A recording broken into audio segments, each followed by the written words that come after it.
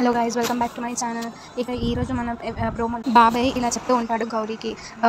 ఎన్ని రోజుల నుంచి గౌరీ నా మాట వినేది, కానీ ఇప్పుడు తనకి ఏది కరెక్టో అది చేసేది, కానీ ఇప్పుడు అలా లేదు. ఆ శంకర్ మాయలో పడి అందరూ పిచ్చోళ్ళు అయిపోతున్నారు. మీరు ఇలాంటి అసలు కారు మీ ముగ్గురికి త్వరగా పెళ్లి మనం చూసి నేను చేసేయాలి అని అంటూ ఉంటే ఒకేసారి షాక్ అయిపోతాను ముగ్గురు. సంధ్య నేను చిన్నోడిని తప్ప ఇంకెవరిని పెళ్లి చేస్తాను అని చెప్తూ ఉంటుంది. ఒకేసారి సంధ్య అని గట్టిగా అరుస్తాడు వాళ్ళ బాబాయ్.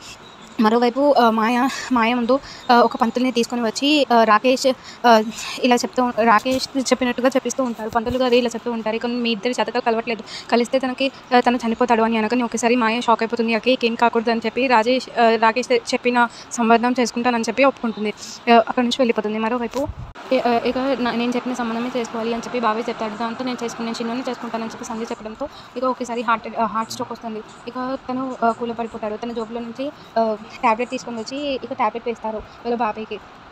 అంతలో హార్ట్ స్ట్రోక్ వచ్చిందని చెప్పి ఒక అంకుల్ వచ్చి చెప్తూ ఉంటారు. ఒకేసారి షాక్ అయిపోతూ ఉంటారు గౌరీ వాళ్ళందరూ. ఇక దాని తర్వాత నువ్వేం బాధపడకు బాబాయ్, నేను ఇంకా సంధ్య మీరు చెప్పిన సంబంధమే చేసుకుంటాము అని అనగానే శ్రావణి అని చెప్పి చాలా గట్టిగా అరుస్తూ ఉంటుంది సంధ్య. ఇక అవును, బాబాయ్కి కంటే నీకు మొన్న వచ్చిన చిన్నోడే ఎక్కువనా, కామిష్గా ఉండి పెళ్లి చేసుకో బాబాయ్ చెప్పింది అని అంటూ ఉంటుంది సంధ్య. అక్కడి నుంచి కోపంతో వెళ్ళిపోతుంది సంధ్య శ్రావణి మీద కోపంతో.